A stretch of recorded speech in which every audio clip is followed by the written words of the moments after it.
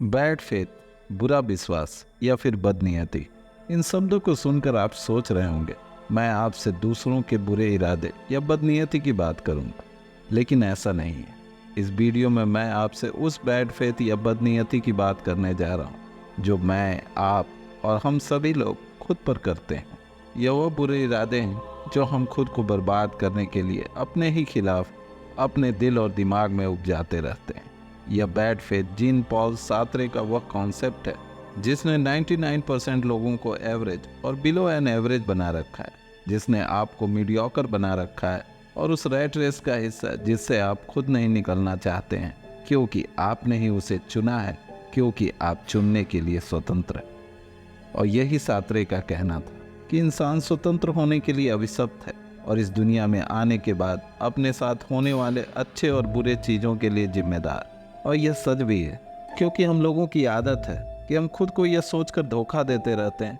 कि हमें चुनने की स्वतंत्रता ही नहीं है, क्योंकि हमें चुनाव करने के संभावित परिणामों का डर होता है, क्योंकि हम डरते हैं हारने से, जिम्मेदारी लेने से, गिरने से, दर्द से, लोगों के उपहास से और खुद के काहिलियत से। हमने अपने लाइफ को मोबाइल की तरह उस डिफ़ॉल्ट मोड पर सेट कर दिया है जहां चित भी हमारी और पट भी हमारी। हमने अपने आप को स्थिति और हालातों की दया पर छोड़ दिया। सार्त्रे के शब्दों में, हम बीइंग फॉर इटसेल्फ मतलब हम अपने लिए होने से ज़्यादा बीइंग इन इटसेल्फ मतलब हम अपने में होने के ज़्यादा करीब हैं। ठीक घर के एक कोने में पड़े अलमारी की तरह, जो अपने में है लेकिन अपने लिए कुछ नहीं कर सकता, जिसे आगे पीछे होने के लिए भी दूसरे के सहारे की ज़रूरत होती है। मुझे लग रहा है थोड़ा ज़्यादा हो गया, तो चलिए इसको सार्त्रे के 2 एग्जाम्पल से समझते हैं, जिसमें दूसरा तो उन्होंने एक लड़की के फर्स्ट डेट का एग्जाम्पल दिया है।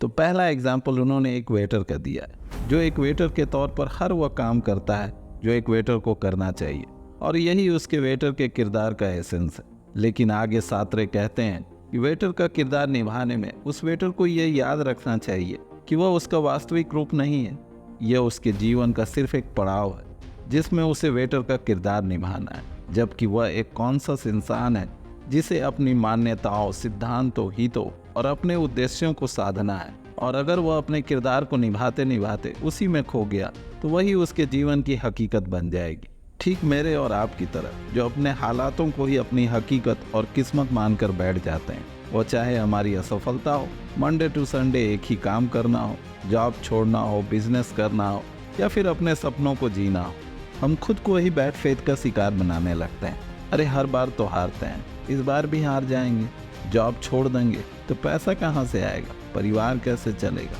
क्या गारंटी है कि जो सपना मैं देख रहा हूँ वो पूरा ही होगा, और मैं ही अकेला क्यों, पूरी दुनिया मंडे टू संडे रोज काम कर रही, मैं भी वही कर रहा हूँ। और यही हमारी बैड फेथ हमें उस हार्ड डिसीजन को लेने से रोकती है जो उन 1% लोगों ने लिया है, जो हमारी नज़रों में अपने जीवन में सफल है।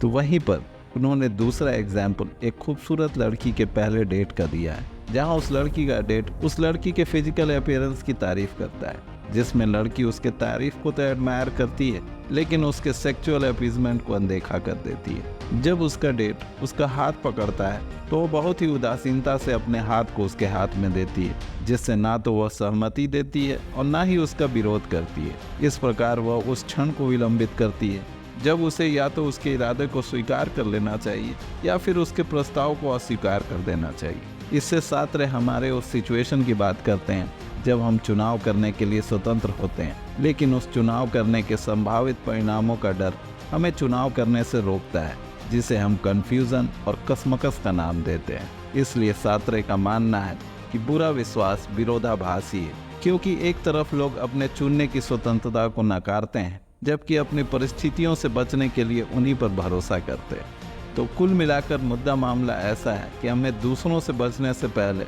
अपने आप को खुद से बचाना होगा, अपने बैड फेथ या अपनी बदनीयती से बचना होगा, क्योंकि जब आप अपने जीवन में चुनाव करने के लिए स्वतंत्र हैं तो आप अपने जीवन में होने वाले अच्छे और बुरे परिणाम के लिए भी जिम्मेदार हैं। Thank you and best of luck.